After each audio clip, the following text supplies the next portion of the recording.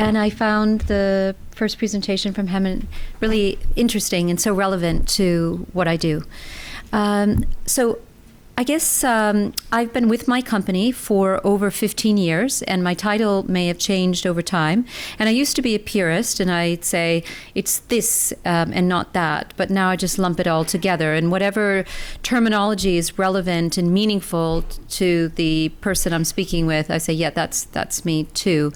But I do have a team, I'm pleased to say, which includes a head of environment and a head of community and a head of human rights and et cetera. But we're a 33,000 person organization.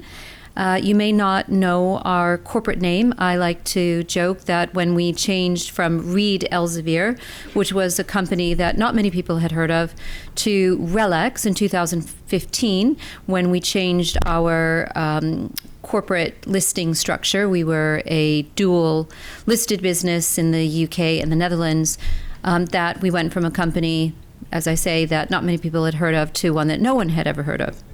But when you actually dig into what we do, then there will be a product, a service, a show, a tool that you will know. So we're about science and law and risk and analytics, and technology and innovation is really at the core of our business. So what does it mean for us? And I think what's really important is that it isn't a program, right? If you'd asked me 5 years ago, how integrated, let's say 10 years ago, how integrated is this in your business? And I would say, oh, it really is integrated. And I would have believed that wholeheartedly. And I would have given you lots of good examples. But today it really is. Because as this pressure from certain stakeholder groups, including investors, really gets the attention of the board, where I always had access to the board and have engaged with them, it's become much more critical into how we look at our business and our strategy. So that's really exciting. And it's not about me, because I don't own this function. It has to be owned by everybody in the business. So you can see a quote from my CEO, that it's about the long-term success of the business, because I think that's what sustainability really means. It is, you're doing your business today. Are you going to be here in another 10 years, another 15 years, another 25 years? And the roots of our company, the Reed and the Elsevier, part of that, go back to the late 19th century. So we want to be around for the future and want to be successful. This little diagram on the left-hand side, I don't expect you to be able to read all that small text, but the bubble at the very top is the board. And the board, oh, it's not advancing. Okay. I don't know how to advance this one. Okay, there we go. So the bubble on the top is the board, and then it's the CEO, the CEOs of our four businesses, et cetera, et cetera. And we need to kind of stretch our tentacles across the whole of the organization, and I'll tell you a little bit about how we do that. The bit on the right-hand side, in my world, there's something called materiality. So a lot of times we get asked, well, what do you focus on? How do you know that you're concentrating on the right issues? And we, we're out there every day, hearing from our employees, hearing from our investors. And if I give you a little example in terms of the investor engagement, so we probably did our first ESG roadshow, not called that, in 2005. And over the years, I would be asked the question, how integrated is this in your business? And I would say, how integrated is it in your business? Why am I only talking to you? Because you're the socially responsible investment analyst. How integrated, why am I not talking to the mainstream analysts? Today, I do. Alongside my colleagues in investor relations. So it definitely has gone mainstream. But those questions about what do you focus on? So we go out every other year formally and we say to employees, to government representatives, to all of those stakeholders that I haven't mentioned, these are the things that we think are important. Do you agree? Have we left anything out? Now rank them in two ways. I'm only showing you for the impact on our company. We have another one, which you can see in our public reporting. So if you go to relx.com, you see the corporate responsibility section, or you can go to our annual report. And in fact, one good example of how this is merged very closely within our business, we're going to do away with our standalone corporate responsibility report, which has come out at the same time as the annual report. It will be just one document. But we say, is there something we've left out? And now tell us in terms of the future of our company and the impact that we will have on sustainability and society. So an example was data privacy and security. So it wasn't that we weren't focusing on that and we would disclose about what we were doing, but we hadn't identified that as one of our material issues until maybe 6 or 7 years ago. Somebody said to us, and it was actually a kind of drumbeat, you really should be articulating this and have this as a separate area. Each one of these issues has a goal associated with it. Might be an annual goal, and those are all in the public domain, and it may be a longer term goal. But if this is the stuff we should be focusing on, then this is the stuff that we should be measuring and managing. I won't really go over this too much, but what you can see in that little diagram there is a whole bunch of internal networks that we have. So we've got these corporate responsibility networks, and we are not too prescriptive about it. If people want to get together and engage, and it's an audited number, 1,500 of them were involved in one of these networks last year, and we have very rigorous auditing requirements. We have both internal and external with EY. So they might be our socially responsible supply chain program. We've been doing this for 15 years of having our program, and I'll tell you a little bit more about how we're trying to ensure that we hold suppliers to the same standards as we set for ourselves, and how we increasingly, it's not just about the stick, it's got to be about the carrot as well. So in our reporting, you'll see a focus on our good supplier each year. We had our first supplier day last year where we are trying to just talk about, the journey that we're on and understand where we can be supportive of our suppliers, and we can learn from them as well. So this is just the articulation of all the stuff the company has to manage. Where do you start? And so we have a term that we use. It's called our unique contributions as a business. So this is the stuff that is most material to us, and it's where we can make the most positive impact on society. So for our risk business, it's about providing protection of society, avoiding fraud through the tools that we have. It's also about looking at financial inclusion, ensuring that more people get access to credit. At Elsevier, which is our science business, you'll see that we focus on promoting science and health. And for LexisNexis Legal and Professional, it's about the rule of law, access to justice.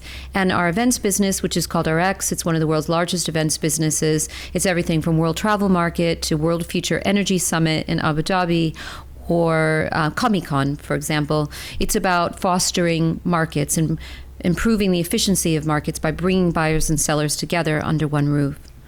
I won't really go over this, but this is an example, and we can share these slides because I actually have in the appendices, which I can show you, what we said we would do last year, what we did, what we're trying to do this year, and then that longer term thing, the out to 2030.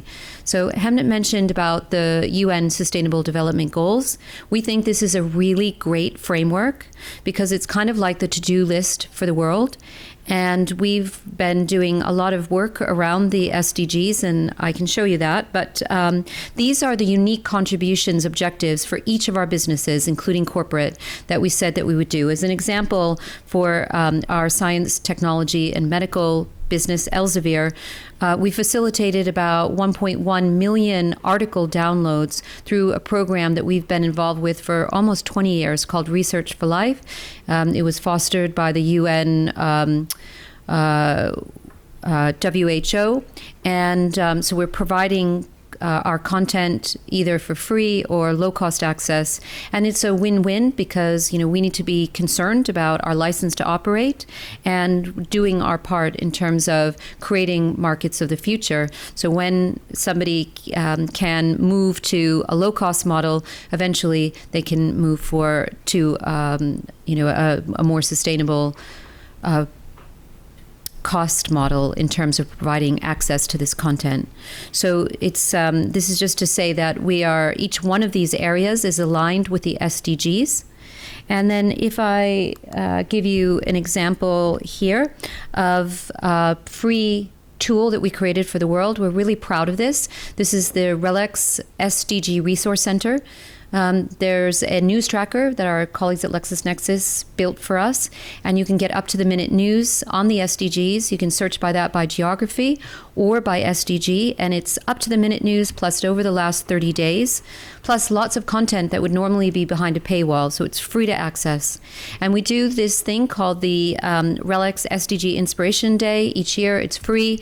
We had the architect of the SDGs, Ban Ki-moon, the 8th Secretary General of the UN, who was speaking for us, as well as somebody that you don't necessarily think of in a corporate setting, Sir Bob Geldof, but he thinks a lot about these issues, and it was really fascinating to hear his thoughts. And you can see his speech that we'll be able to post that over the course of the next week. And we had lots of partners, and we have partners on the site as well.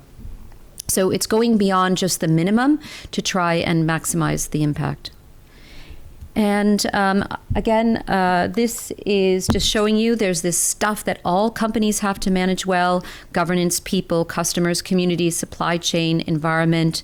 So each year we're setting these goals, and then we are trying to be transparent about what we do. In fact, tomorrow I have our mid-year Corporate Responsibility Forum meeting, which is our internal network where we have to report back to the company about at the mid-year, this is what we said we would do, this is what we've actually achieved so far, and thank God there are 5 more months left of the year to try to do it in.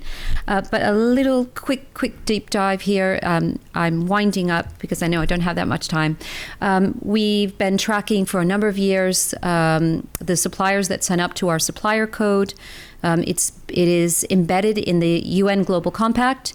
It's 10 principles. If you are not a signatory to the UN Global Compact, can I encourage you to look into that? I might be slightly biased because I'm the chair here in the United Kingdom, but it's kind of like the business arm of the UN. And there are 10 principles related to human rights, labor, environment, anti-corruption. Again, a really fantastic set of tools to help you on your sustainability journey. So we have a tracking list that changes year on year based on certain criteria. We're doing internal audits, we're doing external audits, and it's all part of the effort that we have to try and manage this well. Sorry, that was that. And I won't really spend any time on this, but this is our community engagement. We're really proud of the fact that we have very high rates of volunteerism and company time. Last year, even though there was still the effects of the pandemic, we had 32% of staff volunteer. In pre-COVID times, it's usually up or over 40%. So it's we give everybody 2 days off at a minimum to work in the community as they see fit or participate in company-sponsored activities, and then we track with rigor the amount that we contribute both in cash, but more importantly in products, services, and time as well. And then just in terms of climate, we've set an internal carbon price. So it's $30 a ton this year. It was $25 last year. It took about a year and a half once I came back from UN General Assembly in New York, and I said to everybody, we need to set a carbon price. And then it took a little bit of time for us to think about how we could do that to engage all the businesses. It will scale by 2030 to a minimum of $100 a ton. What we're using those proceeds for or will be using those proceeds for are for infrastructure projects, either within our business or support that we can do elsewhere. And then the offsets that we buy. We're late to the offsetting party. We've been very wary of that, but we have articulated in our public reporting and in something called our Task Force for Climate-Related Financial Disclosure, which this is our 4th iteration. So we did it long before it was mandated for large cap UK companies, and everybody's going to be in scope before long. But we've said this is our hierarchy. We first have to reduce. We've reduced our Scope 1 and 2 emissions by over 60% since 2010. And we have another 46% that we are trying to get to by 2025 off of a 2015 baseline. And we did have 2 years of the pandemic. People are working differently, but we were already on a downward trajectory.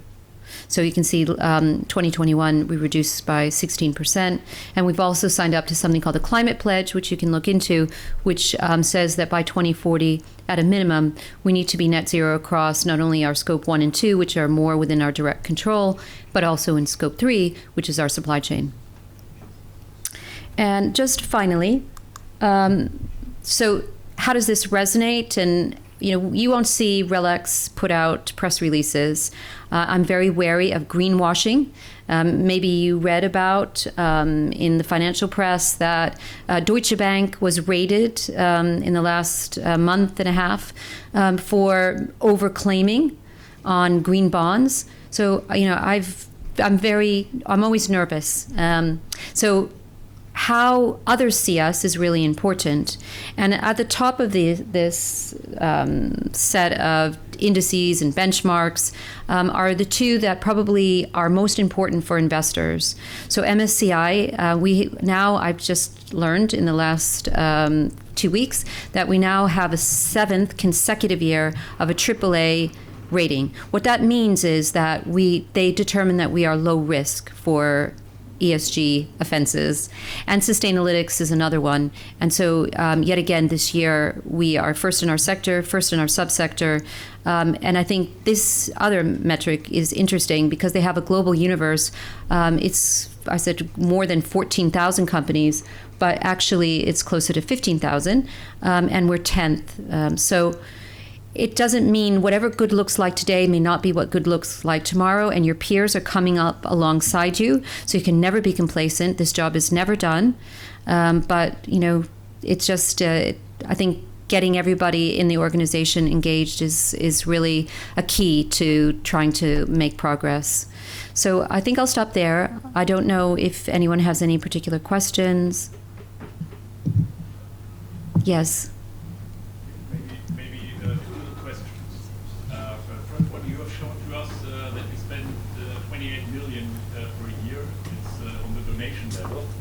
Can you elaborate a little bit on the value creation being impacting the P&L, or even better, the balance sheet? I would say question number 2 is then you do a lot of ratings and rankings, and is it really worth to do that many? Because I think it does not really bring something to the table. One should just do the tip of the iceberg. A lot of these you don't do; they do for you. So they're looking at publicly available information.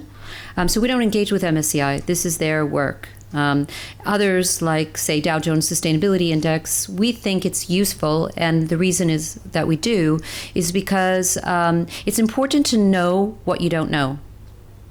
And when you do these benchmarks, it focuses the mind of everybody that it takes to complete it. And then you can see, because their question set is changing year on year, what I was saying before about, good was here in 2019, it's up here. So you can see where you can't answer a question, or you can only partially answer a question. You can have that dialogue internally. Is this material for us? Do we need to do this? And you might be right. On that particular area, we might say, no, that's not really worth focusing on to gather all, to do all the work that it would take to gather that information. But if I tell you in terms of the value creation, so factored into that number that you mentioned, that I showed on that slide in terms of our community contributions, will be what we do for the Sustainable Development Goals Resource Center, the RELX SDG Resource Center.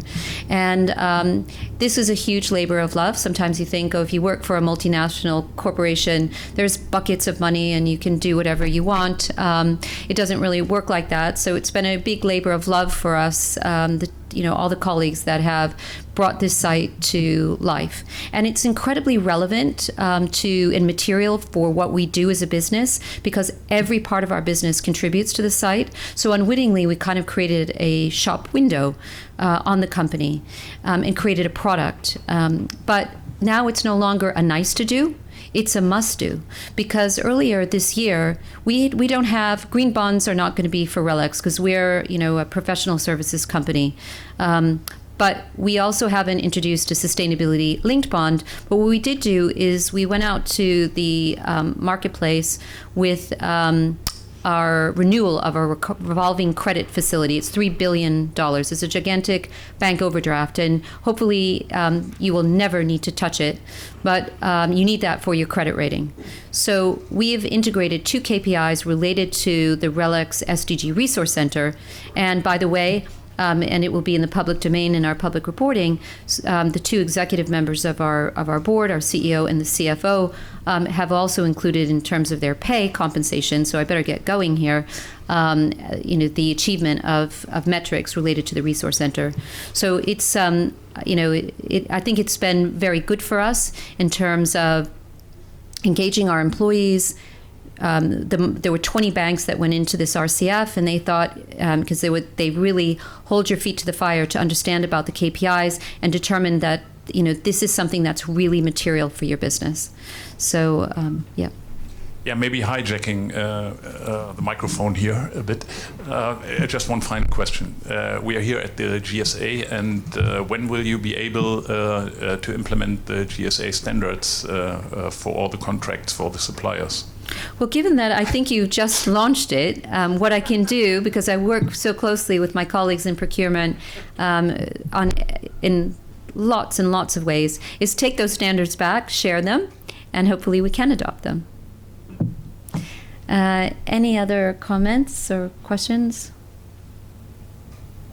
Okay, well, you know where to find me. Unfortunately, I can't stay today, but thank you again for having me.